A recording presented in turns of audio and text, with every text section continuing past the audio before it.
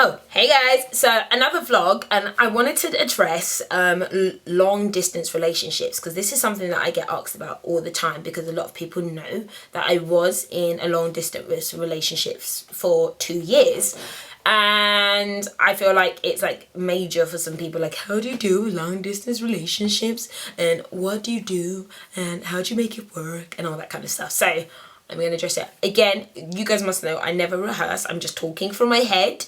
So apologies if I start talking gibberish or don't really have a plan or order when I'm doing stuff. I was in a long distance relationship from the end of uni, so to my now husband, from the end of uni till basically up a year ago, so it's about 2.5 years. So I moved back to London, and my husband is originally from Manchester, which was a city that is about 5 hours away by car, but 2.5 hours away by train, and completely different cities. And he's from there, he lives there all his life, and I'm from London and I have a job here. And I was like, well, I'm not moving to Manchester. And at that point in time, Michael was not like really sure what he was doing, so wasn't really moving to London, and he had a job there. So I must say that it was very, very hard in the early stages, because at that point in time there wasn't really much, not that there wasn't much commitment, but there was no kind of adult plan. And I find that it's really hard to have long distance relationships if there isn't an overall plan,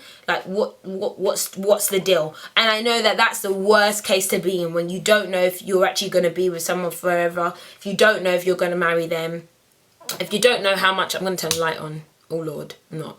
If you don't know how much they love you, know, that kind of thing. It's a really uncertain place to be, and I feel that it's really important to lay the cards out on the table and say, right, okay, is this thing for real? Is this thing forever? Should we bother keeping on like this, or is it nice for the moment, and then, you know, you might find someone over there, or I might find someone over here, whatever. So when you lay those cards out on the table, I think it's a really good thing that you need to do. But often a lot of people just don't necessarily know, and logistically it's really hard for people to just say, okay, I'm going to come and live where you live, and I'm going to just quit my job and do what you do, or follow you, and then just sit there looking like a lemon, jobless lemon. So yeah, it can be a little bit difficult from that sense of things. So how did I make it work, or how did we make it work? Well, ideally, you always end up talking. You talk on the phone loads. My phone bills were high.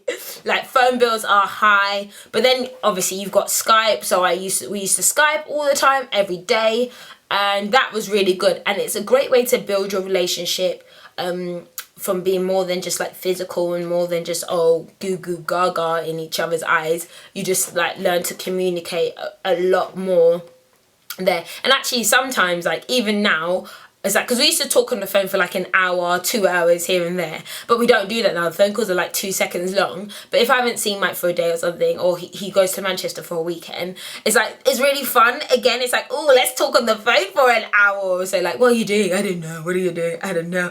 Like, just that. It's really, really cool that you can build your relationship in that way. So I'd go up to Manchester, Mike would come down here. In the early days, he really rarely ever came here. And I used to always just go up to Manchester, because I liked being in Manchester. It was like a nice chill out. My house isn't chilly out. My house is noisy. So I'd just go and chill out up there. And yeah, you just kind of make it work like that. But I will definitely say the thing that puts the strain on the relationship is when there is uncertainty. When you just don't actually know where the relationship going. Is this a long-term thing, or do you see us marrying, or do you see yourself moving, or us being together? And that's a question you want to ask. Yeah, that would be my main thing, is just kind of lay those cards out on the table. It can be expensive as well, lots of traveling, but I feel that it really does make the relationship a lot more interesting, because you have this real sense of missing. And a lot of people, or missing and loss, like, it's quite a romantic feeling to feel like, I get to see my boyfriend again. It's been so long. And like, when you leave from each other, it's like heartbreak, pain, but it's like a nice pain, if you know what I mean. And some people get caught up in that and then love doing long distance relationships, and when you actually get to be together, it's really odd. And actually, I do remember there were times where it was like, we haven't seen each other for like a month. It felt odd being together, and then that kind of breaks after like, 2 hours, and then you're like normal again. But some people get really attached to that feeling of like loss and come back and loss and whatever, and it becomes normality for them. And then when you're with the person for long enough, you're like, oh, it's not as exciting or as interesting as I thought it was going to be. My posture is really bad. Did you just see me have that? I had to just go whoop just to make my posture a little bit better. I might talk about that actually someday. So yeah, for me in the long term, I found it a really good thing, but I kind of always knew, well, I didn't kind of always knew, Michael tried to always make it clear to me that we're going to be together forever. But then sometimes I say, are you sure? Are you sure? Are you sure? Are you sure? You could be just talking rubbish, because you never know. Someone will say, I'll be together with you forever. And then bye, see you later. And then you're all on your own, hanging on 5 years later. So ideally you don't want to do that, but you need to have trust in yourself and in your partner, in your relationship. So finally, when it comes to long distance relationships, you can't do it forever. Seriously, there is no point in having a long distance relationship forever.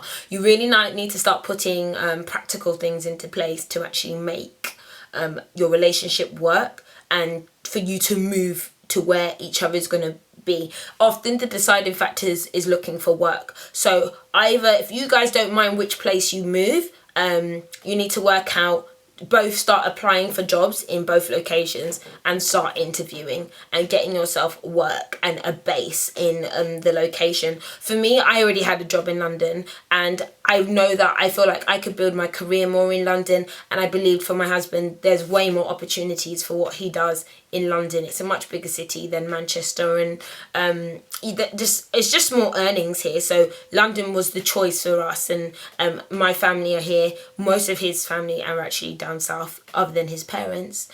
So then we decided London was going to be the place, and all he had to do was start applying for jobs. Found jobs, found somewhere to live, moved down, packed. He owned a house in Manchester, sold the house, cashed in the money, put it in his bag, and just packed his bag and left the city. And that is a choice that people will make if they really want to be with you. And after a while, it becomes normality. Loads of people move city. It's just a thing that happens every day to everyday people. You just want someone who's willing and ready to do it and start showing you they're making the moves to do that. So doing the job applications, visitings, looking for places to stay, all that kind of stuff. And even if they can't find a job, some people will just up and leave, especially if they don't have one. And that's a great way to start. It's confidence. So let me end with maybe a few key tips for long distance relationships. One is really important, just to, work out from the beginning, where do you stand? Where is this going long term? Obviously, if it's early, then just enjoy it. Enjoy that moment. But when it starts getting serious, you need to just say, are we going to do this long term? What's the thoughts? Number two is actually to just enjoy it as well. Enjoy the kind of novelty of it and the excitement of it before putting plans into place. And three, make time to ensure that you go to that person's location as much as they go to your location. Shouldn't always be one way, but it all depends on the situation.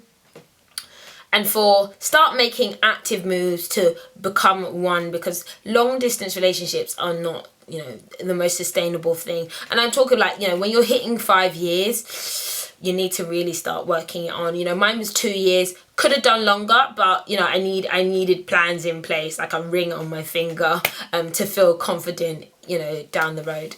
So guys, hope you enjoyed that video. Bye.